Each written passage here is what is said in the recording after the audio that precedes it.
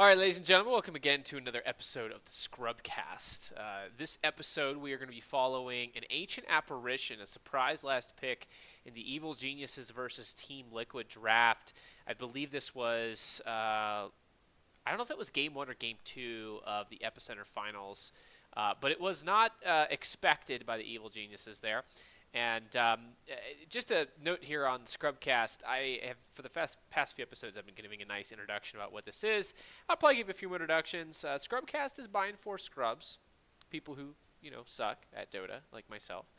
We're not very good. We need to follow particular heroes. We need to follow the professionals, see what they're doing with these particular heroes to learn and get better. And if you're like me and you're terrible, you need to get unterrible. And the only way to do that is probably practice and watching people who are better than you. What are they doing?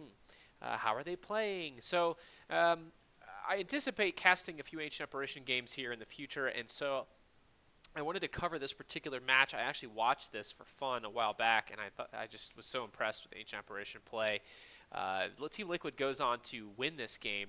I guess another side note about Scrubcast is the whole point of the Scrubcast is not to get like a big picture. I'm not casting the whole game. I'm not doing, a Toby or a Blitz or a Cap or whatever it is. I'm not doing that kind of analysis or that kind of play-by-play casting. I'm following just one hero the entire way through the game. I may click on a few other heroes and see what's going on, but I want to know what one hero's contribution to the game is and how they're being played, so that anybody who's out there in the world, any other scrubs, can follow in that player's footsteps and know that, even if they aren't rising in MMR, hopefully they're playing a hero correctly, and they're picking up on tips and tricks. And some of the other videos, I watched a Beastmaster by Mind Control, which was really smart. Some of his plays were really smart and plays that I might not have been able to do. But most of these other heroes that I've been watching, Pieliedie Lion, the exception of a very, very fast reaction time on he was getting ganked, exception of that, and maybe a few other little exceptions in some of the other games I've cast, most of these particular play styles and use of mechanics and things like that, it's not crazy, not too hard. Something that anybody in any pub match could probably pick up on. So we're going to follow the Ancient Apparition, and just to kind of set the stage here, we have on Team Liquid a Tusk, which is going to be played by Jirax. It doesn't say that yet, but everybody knows that's who's going to be playing Tusk. We'll do another episode on Tusk just to show kind of what it is that he does on this hero and why he's so essential to the Team Liquid lineup. There's a Lycan, very, very good Lycan. I believe that's played by Matumba Man. You got Nature's Prophet and a Dragon Knight. Now, this lineup, as you can tell, is really a push lineup, and they're going to be able to push into people's towers. And by the way, the reason I know it's a push lineup is because Lycan is known as a push hero. Nature's Prophet, known as a push hero. Dragon Knight, known as a push hero. They all have sieging abilities, and so the enemy, by the way, prior to this, had a Bounty Hunter, a Disruptor, a Faceless Void, and a Legion Commander. They are the ones that actually last picked this. The Storm Spirit, Evil Geniuses last picked the Storm Spirit there. The Bounty Hunter, obviously a hero that will benefit from one-on-one, even trades. Even killing a support is worth a lot more when you got a Bounty Hunter on your team. Disruptor is really good at punishing teams that are playing defensively and running away from team fights. The Faceless Void, a fantastic team fight setup, can be used offensively, defensively, really powerful alt there. Not been very good in terms of doing damage lately. Have not been a carry. Legion Commander, very interesting pickup here by Evil Geniuses. I think it's pretty clear they really want to put some pain on the Lycan, and the Legion Commander alt being able to go through BKB and put somebody in place for a while. You add the Storm Spirit damage to that, a Faceless Void for some control, and maybe a little bit of Bounty Hunter damage. You've got a recipe for some pretty sweet damage output on a Legion Commander. So the Ancient Apparition was picked into that setup. And it's pretty clear the reason why that is. There's a couple of reasons to me is, first of all, the big ability of an Ancient Apparition, the thing that really changes the game is this Ice Blast. You shoot this thing off, and it goes clear across the map, and the farther it goes away from you when you shoot it off, the bigger the blast gets. But it's really good when there's a lot of stationary targets. And look at the kind of stationary targets you're going to see here. Now, Storm Spirit clearly not a stationary target. And it's going to be able to be really good against an Ice Blast because he can just blink right out of it, zip right out of it, Lightning Bolt, or ride the lightning right out of there. Legion Commander's got to sit there and fight in place the entire duration of the ult. Faceless Void is going to sit under his ultimate, under the Chronosphere. Disruptor is going to blink somebody back to a very specific spot. That kind of core lineup right there is really easily countered by an Ancient Apparition. Just big old Ice Blast pops over their heads. All of a sudden they can't heal. Legion Commander has a heal. He can't heal. There's no other heals would work. And they're all potentially ticking down life, and they're potentially going to pop once they get to that percentage of life that the Ice Blast will make you pop at. The other benefit here is the pushing lineup of Team Liquid. They're able to push into towers, and as soon as Evil Geniuses starts to chase, Ancient Apparition is going to blow somebody up. He's going to cast that Ice Blast. He's going to put the Ice Blast right over whoever it is that Evil Geniuses go on, whether it's Lycan, with the Legion Commander, the Dragon Knight, so on and so forth. And the Dragon Knight's got a decent setup with his, I think it's a 3 or 4 second stun. So in early game, Ancient Apparition is going to be important too. So I just want to follow the Ancient Apparition. It's going to be played by KuroKy, none other than the legendary KuroKy from the TI1 champion with Na'Vi. Been on a few teams since then. He left Na'Vi a couple years back. I think he's been jumping around a little bit, and this iteration, he's done marvelous work. I believe he is the team captain here. And Team Liquid having actually won this Epicenter Finals, and I believe, in fact, the final game he won playing Ancient Apparition. So that's what I want to cast here today. Let's go ahead and start off from the very beginning. I'm going to put it on his perspective. So he starts off buying a couple of Sentry Wards, Tango, to Clarity. And part of what I do in these casts, I try to figure out why they buy these things, because I don't really know. I mean, I'm not like Purge. I don't know the reason everybody does everything already. I'm learning with you. So maybe you see something that I don't. Feel free to leave a comment. There's a number of things that I go back and watch my videos. I learn, oh, hey, that's why they did that. And I didn't even realize it at the time that I was actually casting this. So, oh yes, this is the game where there was a reflection in the booth, and they took like a 20-minute pause. So I'm just going to kind of move forward here as quickly as possible, try to get past this. I'm going to probably have to skip way forward.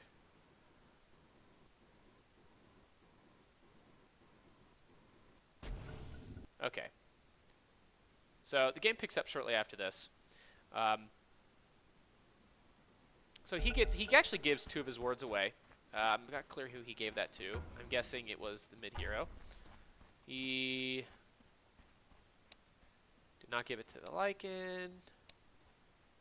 Yeah, he gave it to the Dragon Knight, which is going to need a little regen until he can get up his Dragon Blood. So that's helpful, being a nice support there, doing a good job. He gave away a ward to somebody else, presumably.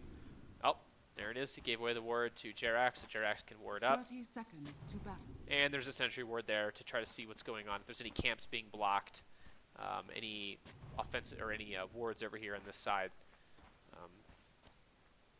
Turns out the ward is actually south. Fear did that. Okay, so there's actually a smoke. And this is Ancient Apparition. He's not leveled anything up yet. I do want to go through what these abilities are real fast. Cold Feet, it is magical damage.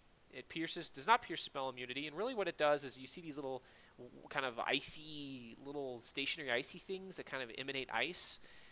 That's Cold Feet. It places a frozen hex on a unit that deals damage. I'm sorry, that's not Cold Feet. That's this Ice Vortex.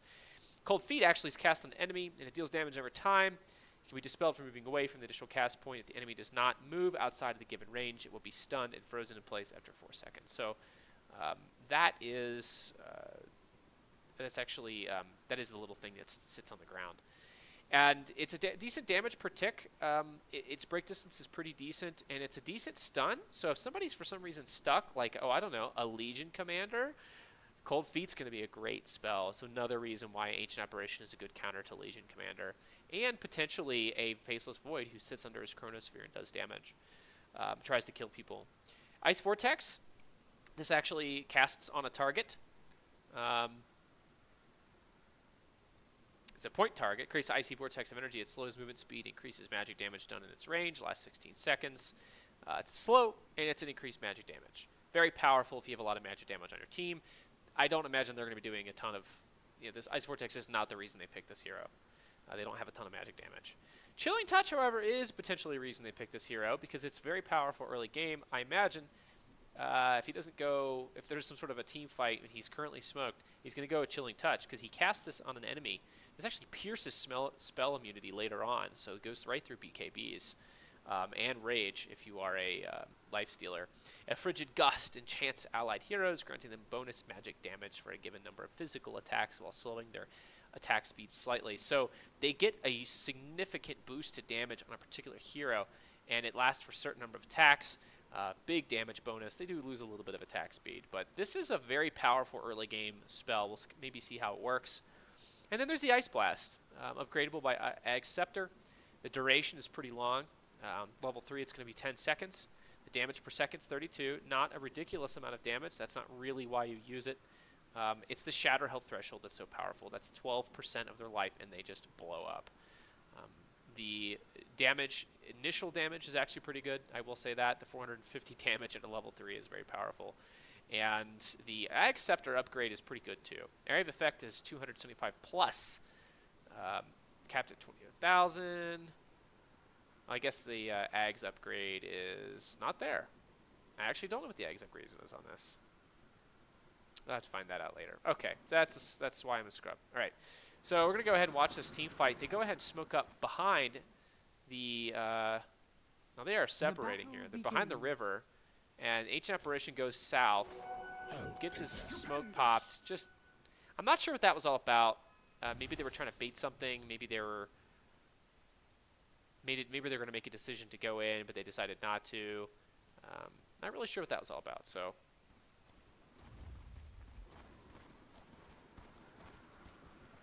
okay, so KuroKy is down here in the bot lane. He is in the safe lane for the Lycan.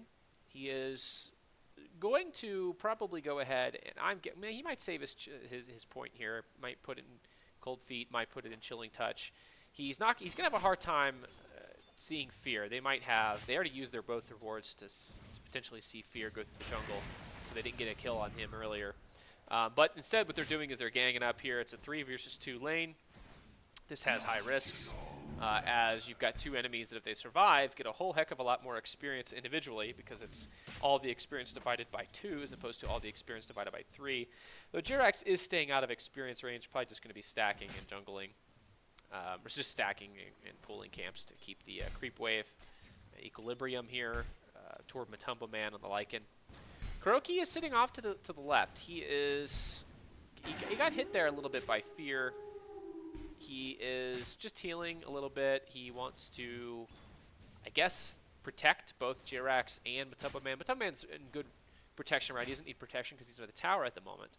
And Balba is not putting any pressure on. So, but KuroKy's just staying between these 2 heroes. It's interesting. He's in experience range. Jirax is not in experience range, but he wants to be sure to go on any, Fear. So they do have a ward there. Actually, that's an EG ward. They don't know that's him there. So I do see KuroKy actually pinging out some locations there. I'm not sure how he knew. Maybe he's just guessing where Fear is. Maybe he's telling people future ward locations. Not really sure. He's not stacking. He's not pulling. He's not doing anything. He is just sitting outside of range of Balba, and now he's looking to maybe put a little pressure on Balba here. The creep wave is under the tower, so there is absolutely no pressure on Matumba Man from Balba. It's way too dangerous for Balba to get that close. So here's the... Okay, they're getting ready to gank set up. They're going to do the Jirax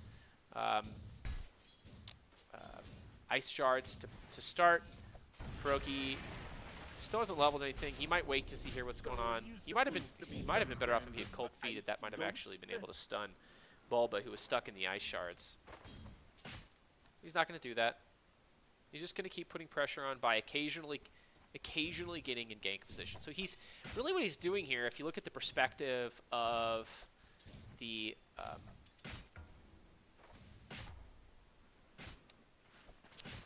Faceless Void, is he's off the map. Faceless Void is scared. The Faceless Void doesn't know when the gank's coming. He doesn't know where it's coming from. He sees the Ancient Apparition kind of moving around a little, or about a little bit, but he's not really sure what's going on. That's an interesting glitch over there. He's not really sure. He's never really sure what this is going to be, so he has to constantly be watching his map. He has to be playing it somewhat careful, although he's getting rather aggressive at the moment. And then, of course, as soon as he gets aggressive, and Jerax and KuroKy start going in on them, here comes the snowball. Might be an Ice Shards. There's the Ice Shards. And, okay, so looks like he might die here. This is the, I want to go back and just kind of watch this from KuroKy's perspective, because he just skilled. He went ahead, he got level 2, then he went ahead and put his skills in Cold Feet and Chilling Touch. He didn't have to choose anymore once he was level 2. So I'll play it from here. So we just watched it from Bulba's perspective on the Void, and he starts getting aggressive, and as soon as he does, KuroKy and Jerax move in. Now this could be the death blow. So he's got Cold Feet, he's going to save the Cold Feet, KuroKy does. He's probably going to go ahead and cast the Chilling Touch here. There's the Icy Shards, he's trapped, he actually casts the Chilling Touch. A little extra bonus damage, magic damage. So KuroKy, they're able to get that kill there. Just want to review one more time exactly how that magic damage works, because that's something I've actually had a hard time understanding in the past.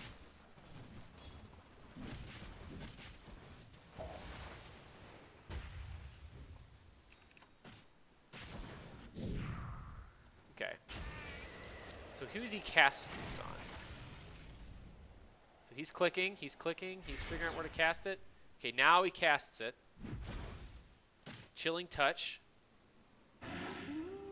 He's got 2 stacks of Chilling Touch. Tusk had two stacks of Chilling Touch. He only has 1 now.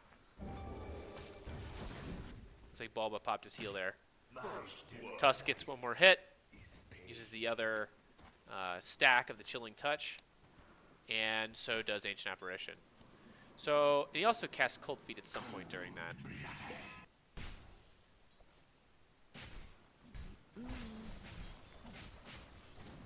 Just to get a little extra damage in there. See when he casts that. Probably as soon as the Ice Shards. So there's the, the Chilling Touch. He's probably going to wait for the fast movement here from Bulba to see where he's going to end up so he can cast the Cold Feet there.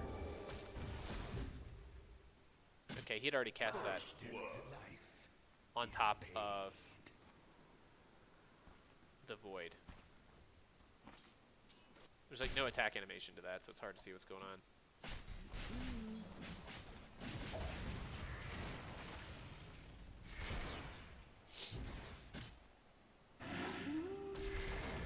But that was a howl, by the way, to decrease the bonus damage. Yeah, so he just cast that pretty much as soon as he thought he could get the kill on Bulba. So he's saving his spells until the very last minute because, again, he's going to use a lot of mana here. That is the one thing about an Ancient Apparition is that you use both of your spells. He had not used any of these spells, and then he uses 2 of them, and all of a sudden he is out of mana. He can't cast a thing. And he also, by the way, has no more cooldowns, or his cooldowns are so long that he didn't have anything else to cast. Potentially could have waited till level 3 to get an Icy Vortex, but that's only 80 mana to cast. You could have cast that as well. And that increased magic damage might be nice early on with the Chilling Touch, but 20% or 15% magic damage when you're only doing an additional 50 magic damage. Not very much. Not very much at all.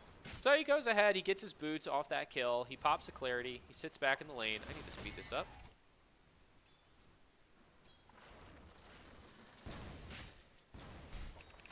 And he buys more regen. And he buys a smoke. Spending his money. He, he's not able to stack anything there because there's a ward. He doesn't know there's a ward there, but there is a ward. That's what's blocking the camp. You can see that just a little bit on the map there to the left.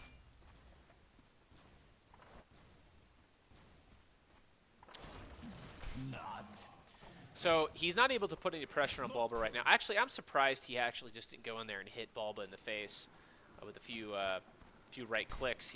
Maybe he wants to wait to lure Bulba in again for yet another gank. Maybe that's the far superior pattern here.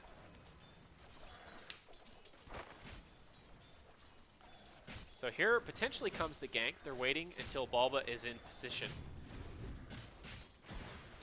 Bulba does have the time walk, and you know that's going to make it difficult for them to gank. They need to make him use the time walk and then be able to gank him with the icy shards, the snowball. But probably they're going to do is like they did last time, snowball in, get him to jump, and then they're going to have to use the icy shards, and then they're going to have to kill him, which is when he's entering the right under the tower.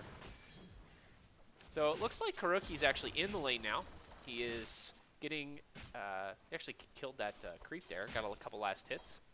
Got a TP out of it, maybe that was the goal. And there's a push on mid, so it looks like what they're doing is somebody said, hey, push. They pressed the push button.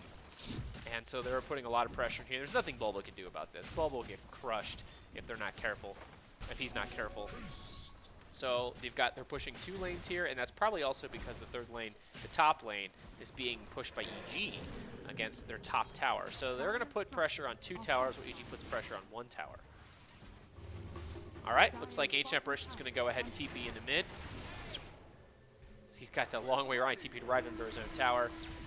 He goes ahead and casts Chilling Touch and the Cold Feet. There's so much happening here.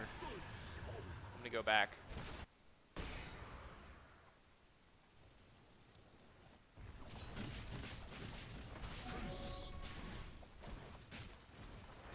So as soon as somebody goes on Dragonite, the TPs start coming in. He actually TPs under tower when there's a glyph used. Legion Commander is ulting the Dragonite, who's already level 6. Ancient Apparition is going to TP into this tower back over here. He is actually pretty far back. Let's see what he casts. So he casts, the first thing he does is he casts the Chilling Touch. So give additional bonus damage to the allies in this area. The stacks, he's got 3 stacks on him. He always gets this benefit. And we'll see who else has the stacks. The Dragonite has 3 stacks. He's going to be doing bonus damage. You got the Tusk that has 3 stacks. He's going to be dealing bonus damage. Nature's Prophet doesn't get any. And the Lycan doesn't get any. So the additional stacks of damage are... You got on 3 people in that area, but not on all 5. Moves on, he goes ahead and casts the Cold Feet right on Fear, trying to get Fear out of there, and doing a little bit of extra damage. He's trying to close that kill out. That's the reason he's using Cold Feet. It's 50 damage per tick. If somebody hits Fear, Fear might pop, and that's what's potentially going to happen here. So yeah, there's another hit there, potentially by Mind Control, and Fear actually bites the dust. So that was a kill with the help of Jerax. Meanwhile, with the help of KuroKy. So KuroKy is just sitting here at just this point, just right-clicking, using up all of his stacks of his Chilling Touch. He's going to get a kill on Sumail. Oh, actually misses that. He's going to right-click it. Yep, he gets, doesn't matter. I was going to say, if he misses while casting uphill, that would have been bad, but Mind Control had the last hit there. So he's going to stay in this area. He actually forces out the 3 of them there, force the TP to stop, cancels that, whoever that was, TP canceled. At this point, he's out of mana. He has some health regen. He's going to go back to base. And he still has that smoke. They haven't used that smoke yet, and Jerax picks up a smoke as well. But so far, Ancient Apparition being very successful. He has 2 kills out of the 4 kills on his team. He has 1 assist. So out of the 4 total kills, he has been participating in 3 of them. He's had 2 of them himself. He goes ahead and puts the extra point here in the Ice Vortex, which is where you get those little things on the ground, increases the magic damage. Magic damage being pretty powerful early on, especially when heroes don't have a lot of health. So, the Nature's Prophet's ult is going to do some magic. I think that's the magic damage. That is magic damage, yeah. So he must have just TP'd in here and just helped assist with that fight. That was that fight set up mostly by Jerax. That was, and Fada with the stun on the Dragonite.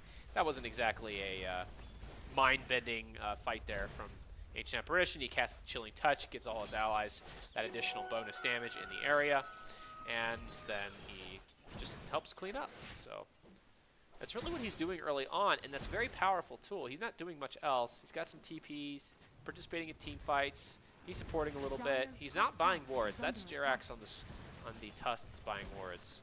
He does need to get level 6 as fast as possible. That's one reason he's participating in these team fights, and he's staying in lanes. Although at the moment he needs to leave because the enemy is both south of him and east of him.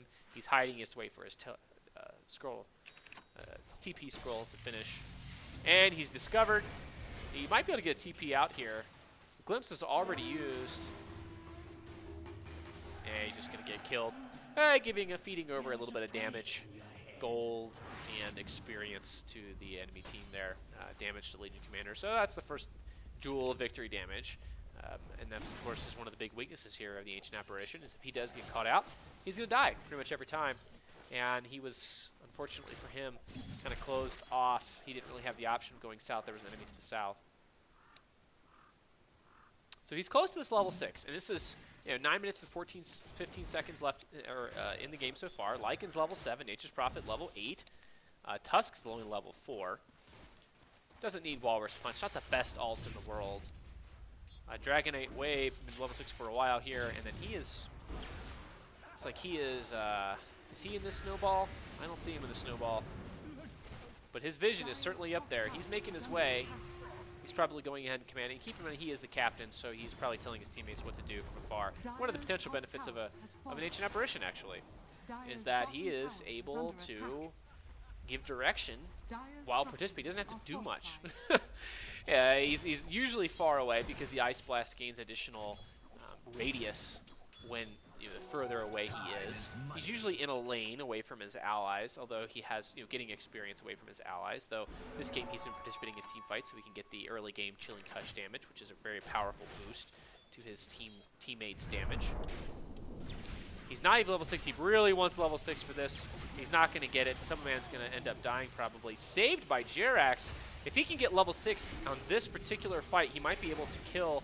There it is, level 6. He's going to go ahead and cast. I'm guessing his Ice Blast right on Bulba. There it is, right past Bulba. Gets Bulba. Bulba's going to die to the Ice Blast. Really good kill there on the Void. Very powerful. He goes ahead and casts his Chilling Touch. Gets the bonus damage against the Storm Spirit. So that is just too much damage. Storm Spirit, I think, ran out of mana there. So his participation in that team fight didn't come until after his team was in some trouble, but nevertheless was able to help clean up that Void. Of course, the Void was already really low. And then once the Storm Spirit overcommitted there, Sumail overcommitted. He doesn't have a Bloodstone. He's not able to zip in and zip out like he does when he has 20 some charges on a Bloodstone. So KuroKy punishing both of those players there with his abilities, getting yet another kill. 3 kills, just participated. Got 4 assists there. He's only died once. So he picks up some wards. He's got Arcane Boots. He needs the Arcane Boots, and I think that's, he's not going to use a lot of spells except during team fights. He's not going to farm. He's just kind of sitting around, kind of participating in some team fights, or protecting his teammates when he can.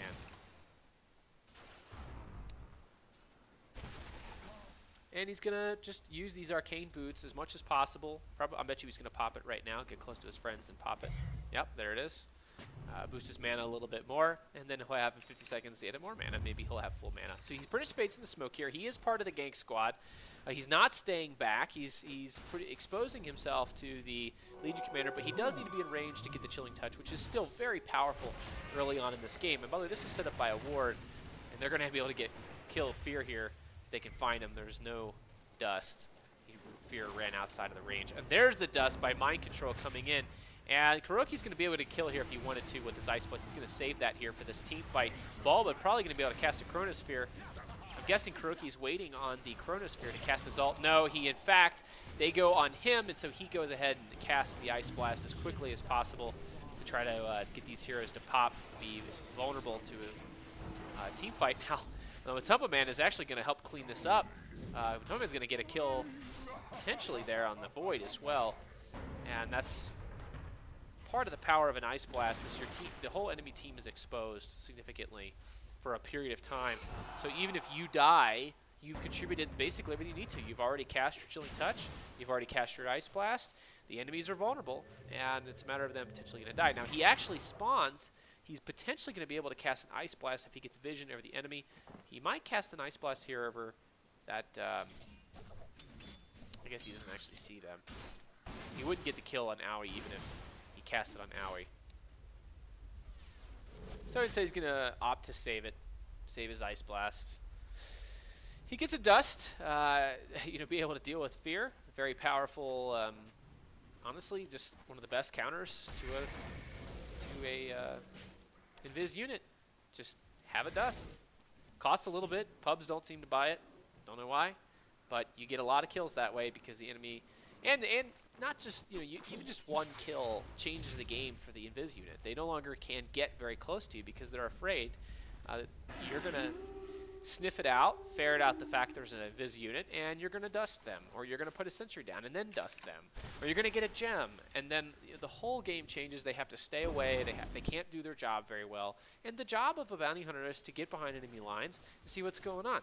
And of course, KuroKy, being a, generally speaking, weak target, he's actually got 4 armor. I'm not sure. I guess that's interesting. Ancient Apparition starts off with 4 armor. Maybe he's built some of that through his agility. 3 armor and 4 armor.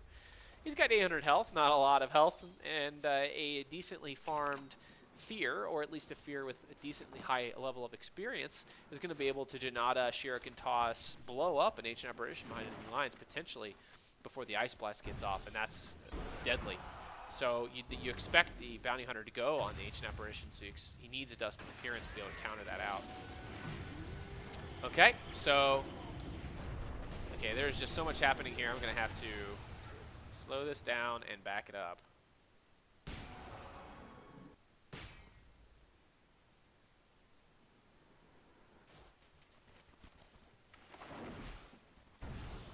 This is why gamecasters don't watch things from player perspective. So he is out of position. Well, not out of position. He's actually right in position, but his focus is over here on these 3 heroes. He's pretty clear from this that he wants to be able to put himself in this area and be able to, you know, he wants to wait for the duel on Fata, hopefully, and be able to help counter that. So he's hiding in the woods. He doesn't want to be exposed here. He is the weakest hero. He's also playing, again, the captain's role, so kind of figuring things out. He sees the glimpse. He immediately casts the Iced Vortex. I'm not even sure where that Ice Vortex landed. Okay, the Ice Vortex is in the Ice Shards. And that's a good combo. You put the Ice Vortex down right near the Ice Shards. There's going to be additional magic damage being dealt to whoever's sitting there. But also, hopefully, he cast it before the Ice Shards hit, which means the Ice Shards do... I believe the Ice Shards do magic damage. I could be wrong about that. Yeah, so that's magical damage from the Ice Shards. So he's going to boost that additional magic damage, and they're going to be stuck in the Ice Shards. So they're going to be slowed and stuck, and they're going to have a really hard time getting out of there. In addition to that, he casts the Cold Feet on PPD. So PPD is stuck in that area. He's moving slowly. He's going to have a very difficult time getting out of that. He might even get stunned and might get killed here. He's waiting to cast the Chilling... KuroKy's waiting to cast Chilling Touch here. We'll see when he casts it. Probably going to wait till his teammates get in a group there. And there's the attack on Fata. There's a Chronosphere. He is actually stuck. So he really does not want that to happen. That was a mistake on his part. He was a little too close. He really wanted to be able to cast his ult. I'm guessing here's the ult. Probably a Chilling Touch, then an ult. Yeah, he casts the ult first. He doesn't do a Chilling Touch, and that makes sense. The ult needs to be able to get on everybody, and then he can cast an instant Chilling Touch afterward. There's the ult. Hits 3. Huge ult. Immediately the enemies take a huge amount of damage. Now they're all going to be running for their lives, and his teammates are going to be able to turn this fight. He casts the Chilling Touch. He gets the Chilling Touch, stacks 3 on Tusk. Lycan doesn't need them. Nature's Prophet's going to have them. Of course, Ancient Apparition's going to have them. And so watch this fight completely change. I'm over here. They're all going to be running away. Matoma on the Lycan is going to be able to run every single one of these heroes down. Ice Shards are going to block people off just long enough to let Matoma get caught up to them. Storm Spirit's not going to be able to get away from this one either. Net another Cold Feet on, I think it was Sumail perhaps. Maybe it was the Ice Vortex on Sumail. Hopefully get that kill. The Wolves may be able to clean this up. They're popping out all the damage there, even the earned damage potentially. So that whole fight changed because of the Ice Blast. Now, he really would have probably preferred to turn that a little sooner, because potentially the Matumba Man and the Lycan would have survived a little bit better. He notices his friends to the left dying. Sumail is going on a double kill, I guess. He's killing quite a few heroes over there, so he decides to run away. He's not going to be able to survive against a Storm Spirit. He doesn't do much. He is a team fighter. He needs to have his teammates around with the Chilling Touch and the Ice Blast. He can't finish off people with an Ice Blast unless they're getting really low in the jungle or something, and he just pops an Ice Blast over their head. So he's continuing to play the role of support. Observer and sentry boards. He picks up his smoke. He is, of course, checking out as the team captain all the enemies and what they're doing and what they're carrying and where they are. He does keep on him a dust just in case.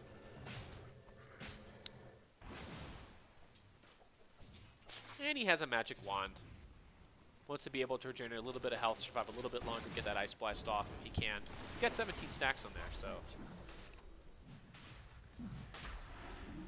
They opt to go in and hit the Ancient Emperor, or hit Roshan.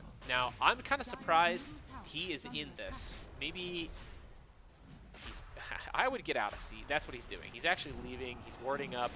He's trying to, I mean, I would avoid being in that area. He's actually in danger of being ulted here by the Legion Commander, which I don't know about that. He doesn't need to be in that area. He can just sit back with Chilling Touch and Ice Blast. He is warding up, wants to be able to see if Fear is in the area. There's the track coming down from the southeast. He knows Fear is down there now. He is sitting in Jerax's range, though, so if he does get gone on, he can always be saved by Jerax. Here's the immediate ult right on top of the Legion Commander and the Storm Spirit. Nature's Wrath coming through, doing a ridiculous amount of damage, and they're easily going to be able to clean this fight up. You add, the Ice Blast plus the Nature's Wrath damage, plus the ability of the Lycan to chase, and the Ice Shards getting in the way of enemies being able to run away, and you just can't, the enemies just can't do anything about it. EG is just really having a hard time, and so Liquid's going to be able to take Roshan. They're going to put the Aegis on the Lycan, and now it doesn't matter. The Lycan can die, can get back in the fight afterward. He's going to have to wait probably to cast his ult here. Okay, so what is he doing here? He's popping. Oh, he's just using his arcane boots here.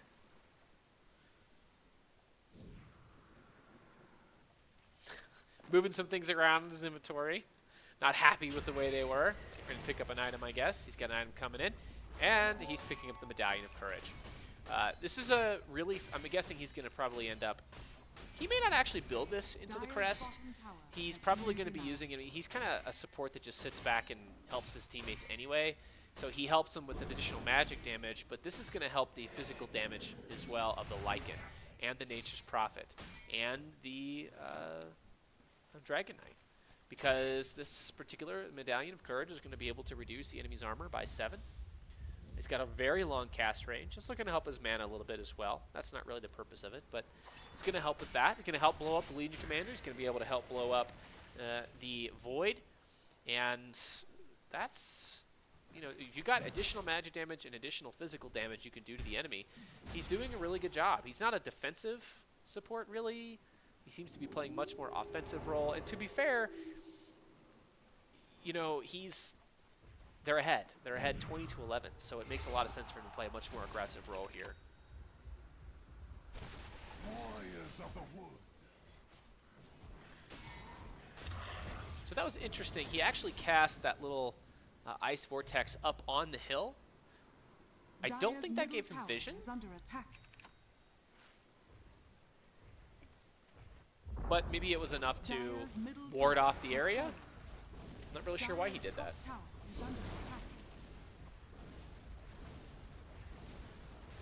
So he went ahead and cast the Medallion of Courage on something. I'm guessing, I think you can cast it on an ally, probably on Fata there. Potentially on Mind Control. Fata already has probably a ton of armor here at this point. Yeah, he's already got Yeah, he's already got, wow, that's a lot of armor. 27, 28 armor. Okay, so let's look at the positioning here for the high ground siege. Fada's up in front, doing a significant amount of damage on the Dragonite, which is Dragonite's there to do. KuroKy is sitting back. His vision is actually in this area. Now he sees, wow, that was a really fast ult by Legion Commander, really quick victory. So KuroKy actually saves the ultimate. He waits to cast it, probably waiting to cast it until just the perfect moment. If there was a longer ult there, Legion Commander, that I'm sure he would have cast that. But they're actually choosing to retreat here. Defensive play by KuroKy, or defensive play by the team. Now they're going to actually choose that opportunity to initiate. There's a nice ice shards catching somebody there, but instead they're going to back off. KuroKy's vision, seeing the enemy has retreated. Although you can see on the mini-map, they're all pushing out at this point, counter-warding KuroKy's wards and Jerax's wards. And Jerax actually gets a nice snowball right into, I'm surprised, snowball right into an ice shards, and it looks like Ancient Apparition uses the ult to kill Fear. Maybe to keep the track kills down. That might be a good use of that. And Jerax getting a clean up there.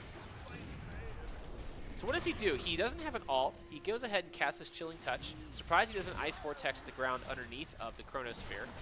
He does actually, he already has one just to the east of the Chronosphere and right over where most of the fighting is going on. He's going to be able to give a Cold Feet here on somebody. Looks like he's leaving. He does give the Medallion of Courage to one of his friends, I'm assuming. Boost their armor. He chooses TP out. That's the other thing I didn't specify. Medallion of Courage could also be used to give your enemies bonus armor, and that's going to be helpful when you've got enemies like a Void and a Legion Commander hoping to get a significant amount of right-click damage in.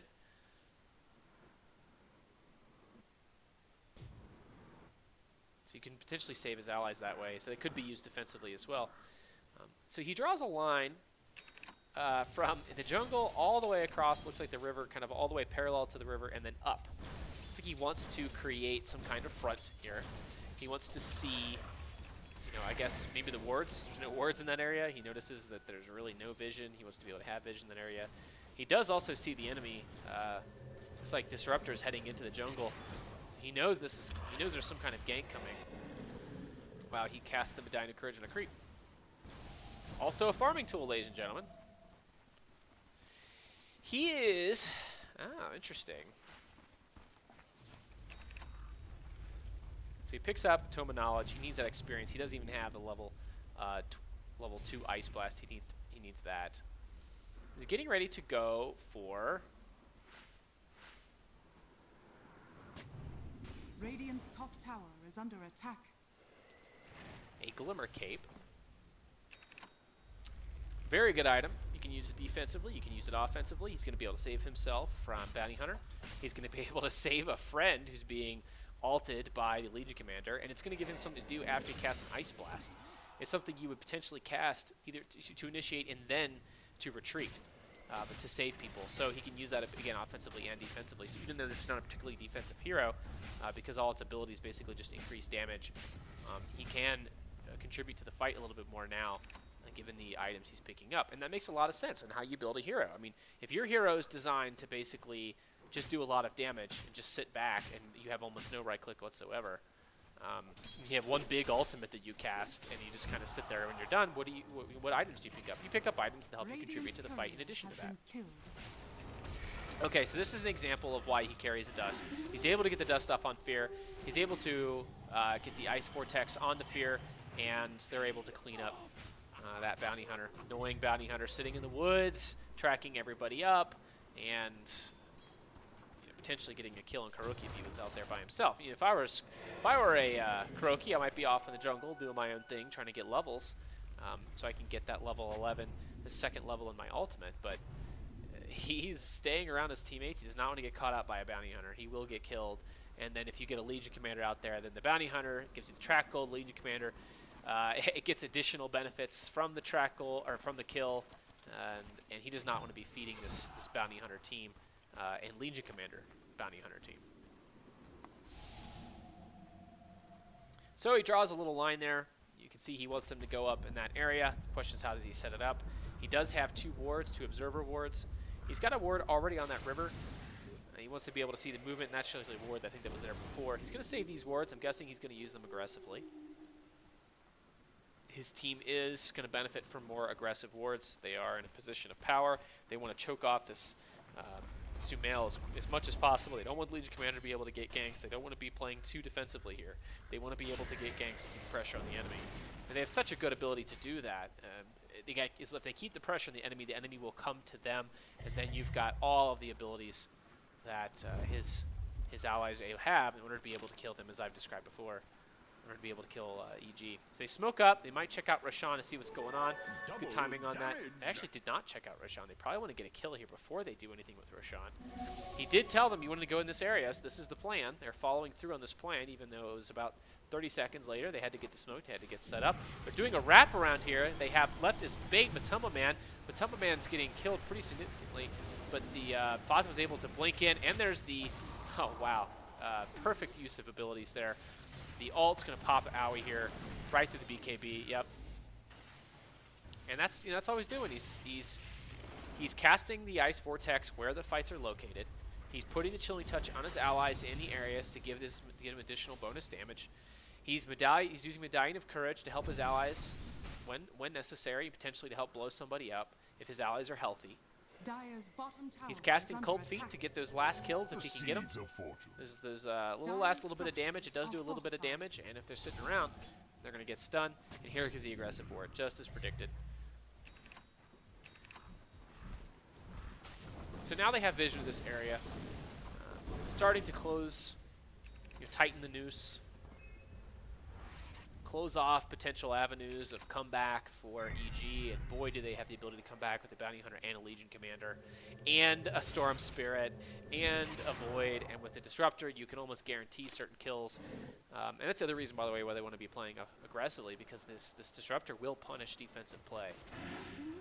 Their lineup is designed to punish very defensive lineups, because then the Storm Spirit can just farm in the jungle, get lots of levels, get lots of farm. Bounty Hunter can keep tracking everybody up, so slowly choking off the enemy. So they do have to remain aggressive as possible.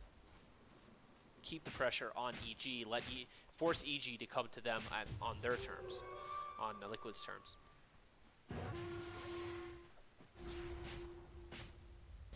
So his positioning here, he's just sitting behind enemies. He's going to probably cast his ult there. Yeah, as soon as he sees Owie's 2000 ult, he's going to go ahead and cast his ult on top of Owie 2000.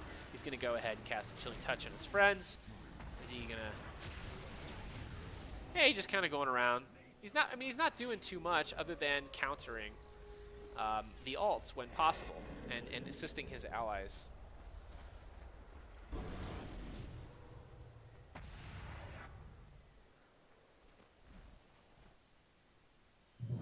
He keeps his wards stacked up.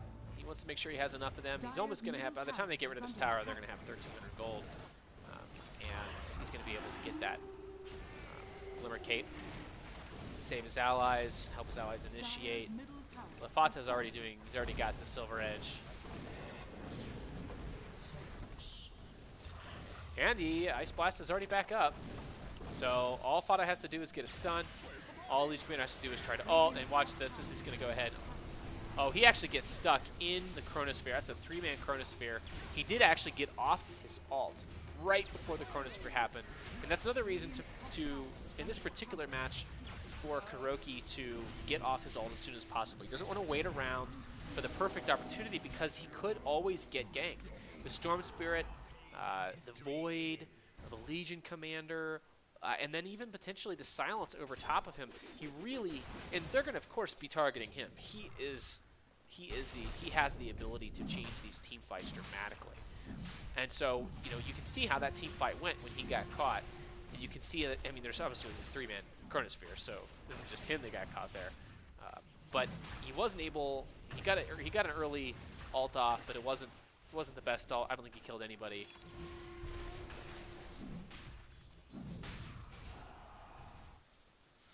So he's checking out the stats, seeing who's got kills, seeing who's got assists, maybe thinking about what the enemy might have. He's constantly checking their items. He's constantly watching across the map. Not just captain duties, by the way. I think it's something we all should probably be doing. See what we're up against. So he goes ahead and he's starting to get close to this Glimmer Cape, so he wants to be able to have that Glimmer Cape as soon as possible. He's going to have 1,300 gold here in just a minute or two. Just actually a few seconds at this point. So he goes ahead and puts that smoke down. You can always put the smoke on the courier and bring the courier out if they want to smoke. They do not currently have vision, except where the Nature's Prophet treants are giving vision, and the Lycan wolves are giving vision. I believe that's a Lycan wolf up there. Yeah, a Lycan Invis wolf. So, you know, kind of like a Beastmaster. We saw Mind Control play a Beastmaster and the ability to Hawk to go around. Well, this is actually almost as good as Hawk because these wolves are always invisible, and they can do damage, and they heal themselves when they attack. Pushing lanes as well.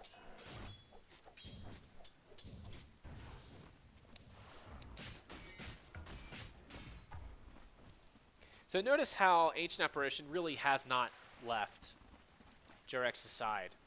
And I think that's intentional. I think it's not just because they're kind of, you know, he's just kind of grouping up. I mean, JerAx can save Ancient Apparition if necessary. JerAx can pop, you know, KuroKy into his snowball and save him from a Legion Commander ult, save him from a Void Alt, potentially a Void Alt, save him from a Storm Spirit gank or a Disruption or something like that.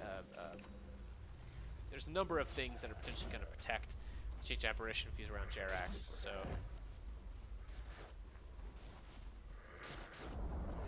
in this particular case, he's not around JerAx. And keep in mind, you notice how he's actually moving his hero. Oh, I'm sorry, I was focused on Lycan there. So yeah, he's still sitting around JerAx. Chooses TP down here, bound bottom. He's got the Glimmer Cape. Just curious to see how he fights this. You know, Storm Spirit's able to jump in and jump out. So this is the point where Storm Spirit starts getting nasty, because Storm Spirit's going to be sitting in the enemy jungle. They're probably going to have to do something about this. They were sitting in the... Liquid was sitting in EG's jungle, and now EG is sitting in their jungle. EG's able to spread out a little bit. They're able to do 4 players in their jungle, potentially.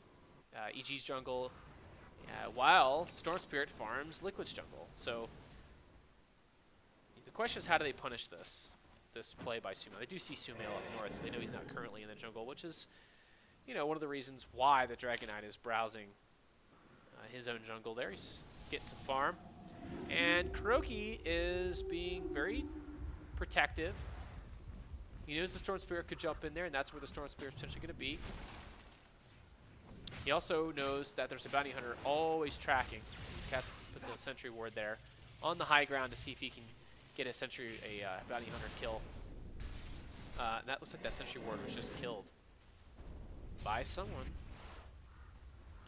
Push is coming from EG. They start to feel a little strong here. Storm Spirit, I'm guessing, has the Bloodstone at this point. I can check.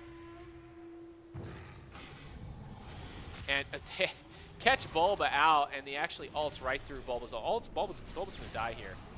But he knows that. He casts his ult anyway. Ancient Apparition died very quickly, and I'm not even sure how he died. I was watching Bulba here. So this was set up by a ward in the jungle. They're watching Bulba.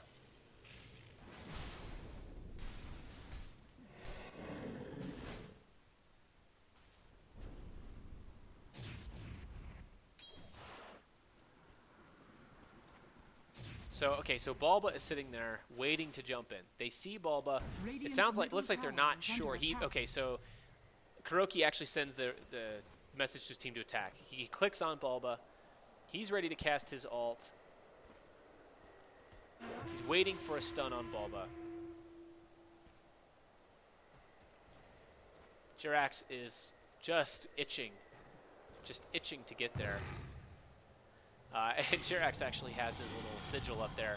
So actually JerAx blinks in, gets the snowball, casts the Walrus Punch to get a stun because nobody else apparently was in the area. He was right there. There's the ult. Even's going to go through BKB.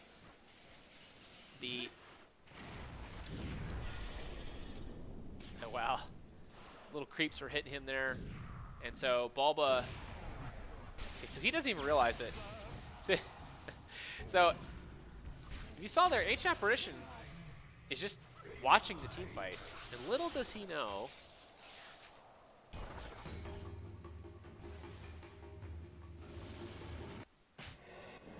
that somebody's killing him. And it's probably a bounty. Middle tower is under attack. Oh, so he's actually, he's part of, I didn't even see that. He was actually part of the Chronosphere. Radiant's middle tower is under attack. Radiant's middle tower has fallen.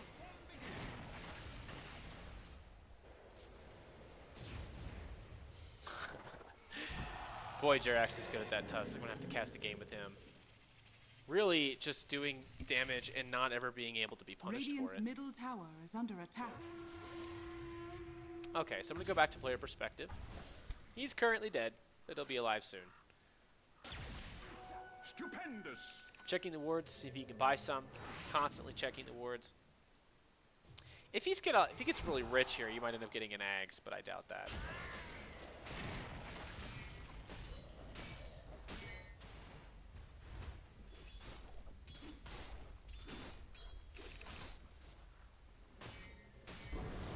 Okay, so he actually chooses TP in here to mid. He does not want to wait. It looks like he wants his team to push out as quickly as possible. He does have another TP there. So here comes, I'm guessing there's a smoke coming here. That or it's a push. Just a straight up push. Fata goes invis and looks like he's looking for a potential fight here. They really want this. Jerax blinks forward, way forward into the woods. KuroKy is way far back. Cast the Sentry Ward. He wants to see if there's a Fear Bounty Hunter sitting around here, getting ready to track everybody up. He does this. It's interesting. You kind of just see him walking around, and he occasionally throws down a ward. Now, I don't know if, I mean, there's also true, I should say, there is a ward, observer ward right next to that. But maybe there's something more to just throwing down an observer ward next, or a sentry ward next to the observer ward. Actually scan up in the jungle. They want to see if Jerax is about to get ganked, and they do not probably detect anybody there, because there is nobody there.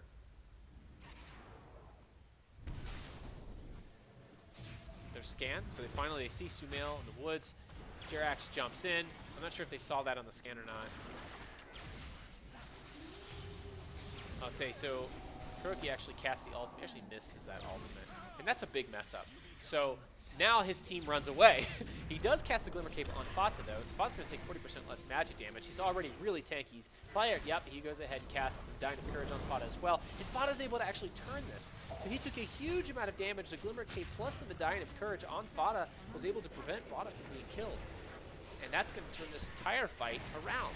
So even while his ult, he messed up his ult. He did not get anybody in. He didn't mess it up. He just didn't get anybody in his ult. It didn't matter. His contribution was being able to support his friends. And I think that's, support is, often I'm playing in games and I'm just warding up and I'm just kind of casting my spells. I'm not thinking of what items I can get to just support. I'm usually getting damage items. I might have had a Ags at this point, but if I'd had an Ags, I would have potentially lost that fight because my Ags would have done nothing because my ult wouldn't have hit anything. And do I really need additional damage at this point to my ult? The answer is no. What I really needed was a Medallion of Courage to increase the armor on the Dragon Knight and a Glimmer Cape to reduce the magic damage. It's actually 45% magic resistance. That's fantastic.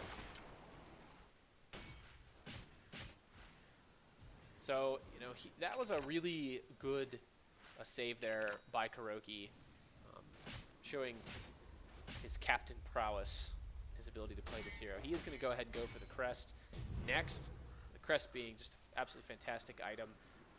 Really changes team fights, adds an evasion with the armor bonus. So not only is he going to be able to have additional armor to the Dragon Knight and additional magic resistance to the Dragon Knight if the Dragon Knight gets caught out in an ult, and somebody's ult, he's also going to be able to get evasion on top of the Dragon Knight, and that's evasion on top of a Heart of Taraz. So you've got extremely high health here on the Dragon Knight. So what are they going to do? I mean, I don't think EG is going to be able to I don't think EG is going to be able to stop this Dragon Knight. They're going to have to get a kill on the Ancient Apparition extremely fast, and that's the problem. Fata on the Dragon Knight is always going to be up front.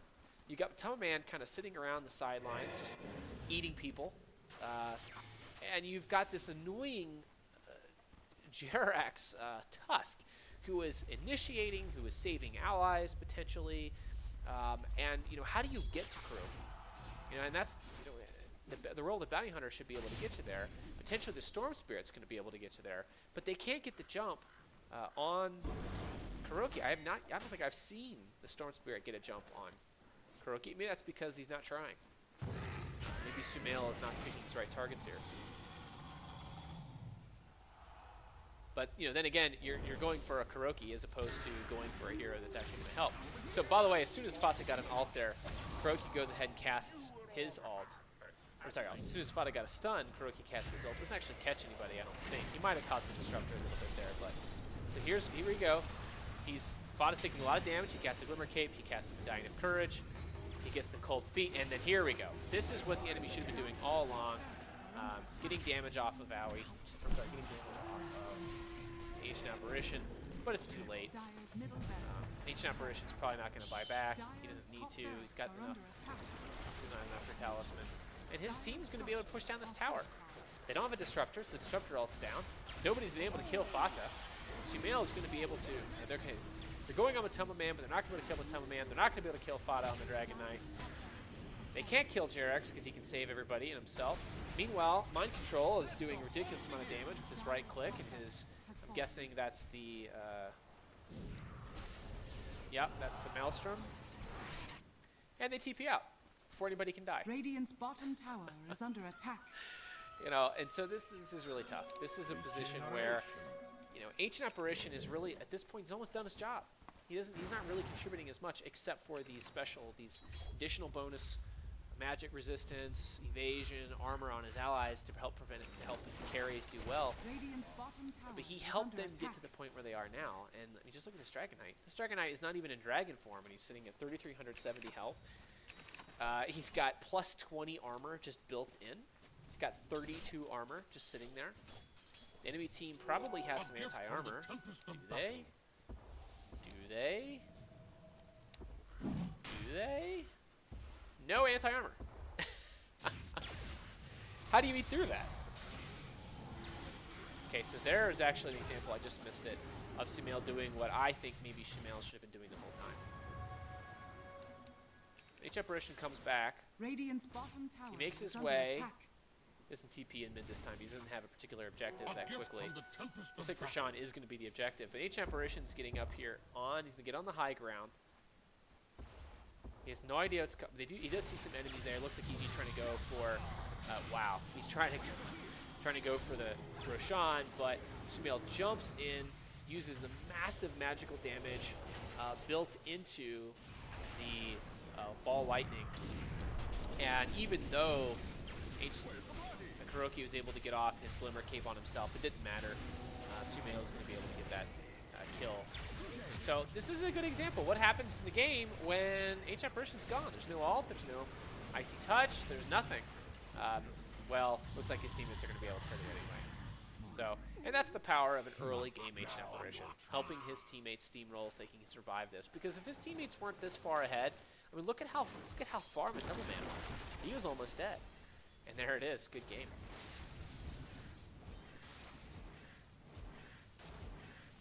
You know what? I think what I've learned from this particular game is, in terms of playing the Ancient Apparition, he's actually a good early game ganker, and that's helping his teammates early on in the lane. He was in the lane with the Lycan, and there was a tri-lane, sort of. It was really more of a single lane, and then there was a ganking kind of roam. They weren't really roaming. They were just sitting outside of vision, and they were waiting on Bulba to push in on the off lane, get a little aggressive, try to get some farm, and every time he was doing that, he sat around with Jerax and the Tusk, and he would counterattack, and he got a kill, very important kill on Faceless Void.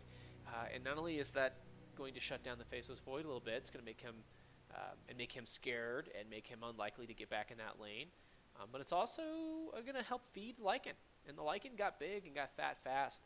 And you can see early on, there was a big team fight early on where the KuroKy landed a fantastic ultimate on top of 3 heroes, and then Lycan just cleaned everybody up. So that's that kind of combination, Ancient Apparition, Lycan, and Tusk. Tusk can save the Ancient Apparition if the Apparition's in trouble from, say, a Bounty Hunter or, say, a Storm Spirit if Tusk is in range. So you saw Ancient Apparition staying around Tusk as much as possible. Ancient Apparition was also setting up lots of kills for the Lycan. He was putting on slows and colds, and you also add the Tusk Ice Shards into that, and you've got Lycan can get a nice tasty treat there pretty much anytime he wants. But you also have the additional magic damage, which is really helpful early on. Maybe not as much later on. I mean, it's only a 50, 60 extra magic damage. It doesn't scale very well later on. But the movement slow scales well. It's a 50% movement slow, and I believe that was the cold feet. The little icy vortexes, which had also increased magic damage. That is the ability that scales there late game. Now, these teammates were doing a ton of magic damage. Although Nature's Prophet's Nature's Wrath is going to do a ridiculous amount of magic damage. And if it's all on top of one of those little icy vortexes, that's going to do a lot of damage. You've got Ancient Apparition using Cold Feet to help finish off targets, help finish off Fear a few times, probably stop Fear from getting decent items. I mean, look at Fear. All he had was a Lotus Orb, a Force Staff, and boots with speed. He didn't have hardly anything. Very poor.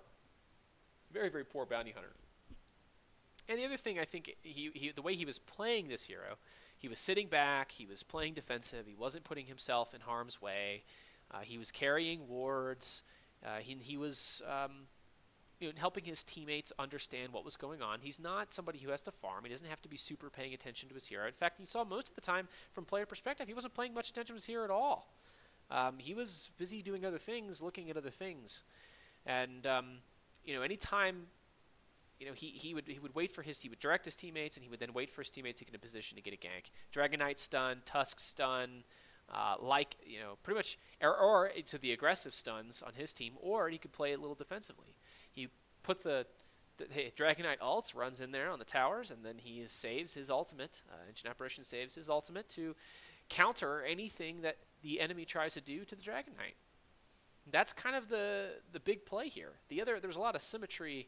Not symmetry, but there was a lot of symbiotic skills here, a lot of harmony, synergy, but really, the way they picked the Ancient Apparition after the Legion Commander came in. So the way he was going to play this all along was basically sitting back there and just waiting for people to try to attack and kill the Dragonite.